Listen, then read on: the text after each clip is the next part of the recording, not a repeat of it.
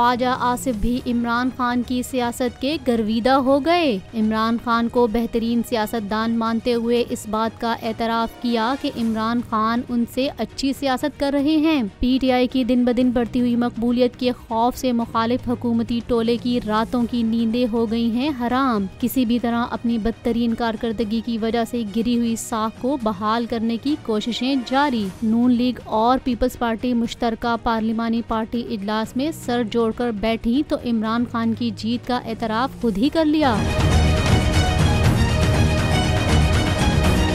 नून लीगी रहनुमा ने कहा, अगर अब जगह ना मिली तो पंजाब में पांव रखने की जगह भी नहीं मिलेगी। हमें पंजाब 4 से 5 माह के लिए मिल गया तो बहुत कुछ करेंगे। इजलास के दौरान ख्वाजा साद रफीक ने इमरान खान की बेहतरीन लीडरशिप और सियासत की तारीफ की तो हसन मुर्तज़ा का भी कहना था कि हमें फ़ाल होने की ज़रूरत है वरना PTI मजबूत हो जाएगी। इसके अलावा ख्वाजा साद रफीक ने हमजा शहबाज की नाकिस कारकर्दगी के बारे में कहा कि हमजा शहबाज सरगर्म नहीं थे, जिसकी वजह से नून लीग को मुश्किलात पेश आ रही हैं। उनका कहना था कि शहबाज शरीफ ने हमजा शहबाज को पंजाब में तगड़ी ओपोजिशन करने का टास्क दिया है।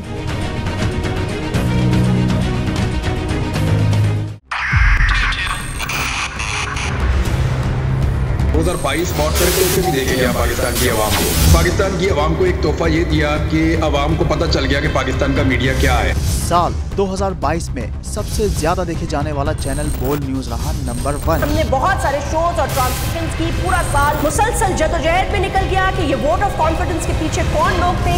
तोड़े रेटिंग के सभी रिकॉर्ड। सोशल मीडिया पर भी सबसे ज्यादा तेजी से 2.4 बिलियन व्यूज का संगे मील अबूर किया।